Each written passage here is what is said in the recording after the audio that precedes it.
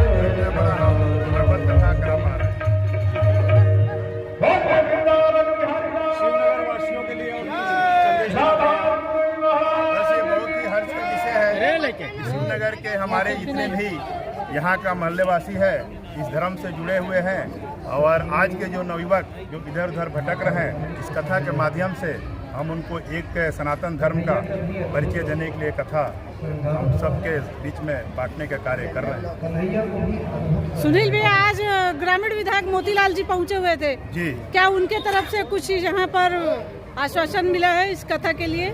नहीं, उन्होंने बहुत तारीफ किया हमारे कथा का। जिस तरह से हमारे दर्शकों का उन्होंने अपार भीड़ को देखा है, उन्होंने बोला कि ये हमारे सनातन धर्म के लिए बहुत ही अच्छा एक संदेश है जो ये होना चाहिए। ये कितने वर्षों से हो रहा है सुनील भैया? ये 2 वर्षों से हो रहा है, ये सेकेंड वर्ष है। फर्स्ट हम लोगों ने कराया था, ये सेकेंड अभी चल रहा है। आगे भी होगा? आगे होगा, बिल्कुल होगा। सनातन धर्म को और भय रूप में लोगों तक पहुँचाना ये हमारा कर्म भी है और धर्म में भी। अपना परिचय दीजिए। सुनील शर्मा, मैं जवाहर नगर मंडल में उपाध्यक्ष हूँ भाजपा और सामाजिक कार्यकर्ता हूँ जो अपने महलों के लिए काम।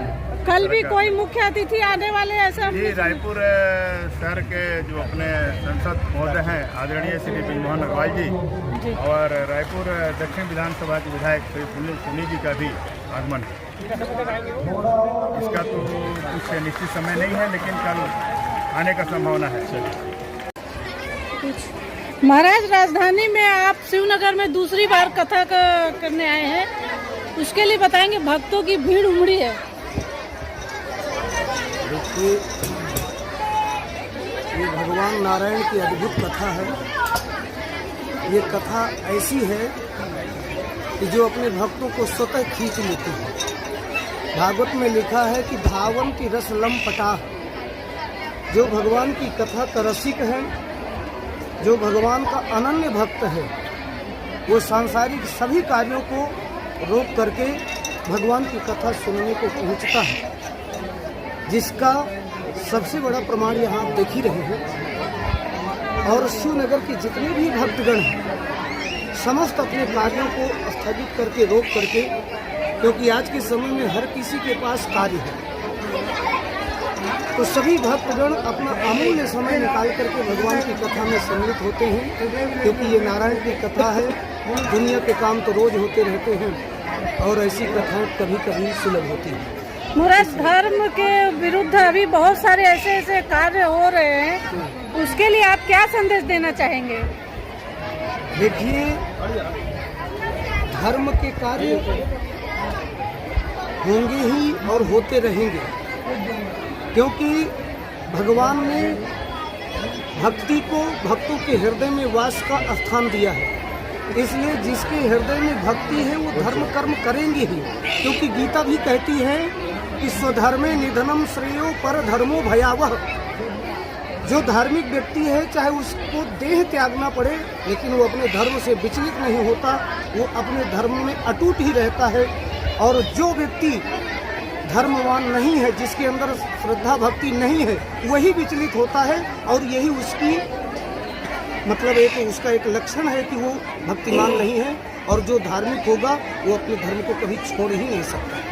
महाराज, जैसा कि आज राजधानी में हिंदू परिषद के लोग, बजरंग दल के लोग काफी धरना दिए थे गौ मांस के तस्करी के लिए, उस पर आप क्या कुछ कहना चाहेंगे? देखिए, इसमें क्या है, चाहे वो धर्मगुरु हो, चाहे ज्ञानी हो, चाहे संत हो, चाहे धर्म का प्रचार प्रसार करने वाले लोग हों, लोगों को जब तक जागरूक नहीं करेंगे, सतर्क नहीं करेंगे, ब्राह्मण जब अपने वेदांत के बारे में, धर्म के बारे में नहीं बताएंगे, तो लोगों को पता कैसे चलेगा?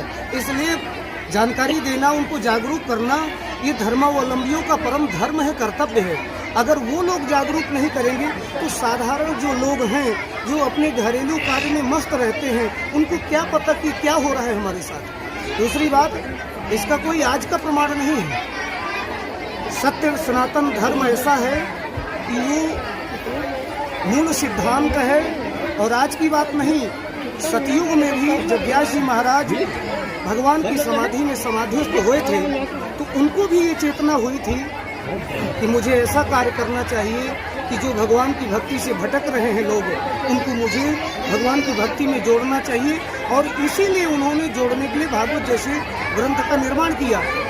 तो वही कार्य आज भी है। जो जागरूक नहीं है उनको जागरूक करने का प्रयास किया जा रहा है। भाई, हर कोई धर्म का पूर्ण ज्ञाता तो हो ही नहीं सकता। जो जागरूक है, जो धर्म को जानते हैं, जो धर्मज्ञ हैं, विशेषज्ञ हैं, उनको जागरूक करना चाहिए। ये उनका परम धर्म है और वो जो कार्य करते हैं अच्छा करते हैं, क्योंकि मूल सिद्धांत सनातन धर्म ही था।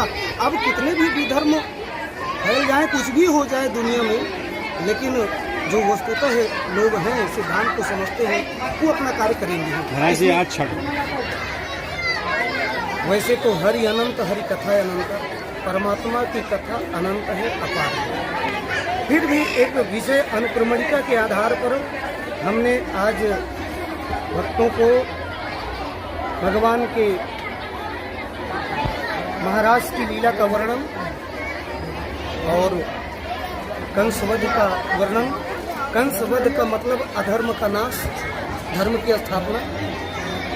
इसके उपरांत माता रुक्मिणी और कृष्ण के विवाह की कथा, यानी कि जब हम ये देखिए, एक साधारण नर नारी के विवाह का वर्णन नहीं है, जगत पिता और जगत माता के विवाह का वर्णन जरूर है, लेकिन इसमें बहुत अद्भुत सार तत्व भी छुपा हुआ है कि यानी परमात्मा को अपनी भक्ति रूपी शक्ति को अर्पित करिए, और जब परमात्मा को भक्ति रूपी पत्नी अर्पित करेंगे, शक्ति को अर्पित करेंगे, तो इससे आपके अंदर ज्ञान वैराग्य उत्पन्न होंगे और आपके अंदर ज्ञान वैराग्य सुदृढ़ होगा, जिससे आप भगवान की भक्ति को बड़े आनंद के साथ कर सकेंगे और मोक्ष का मार्ग प्रशस्त होगा। महाराज, राजधानी वासियों के लिए कोई संदेश देना चाहेंगे? जी, राजधानी वासियों के लिए कोई संदेश धर्म के लिए?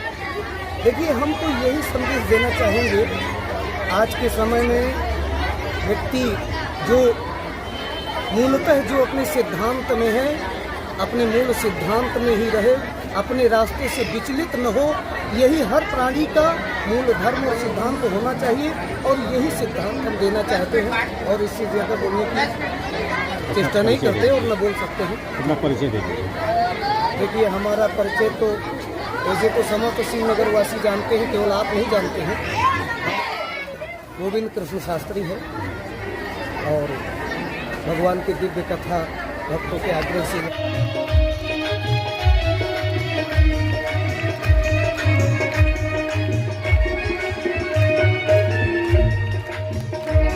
बात कर रही है अपने ज्ञान के लिए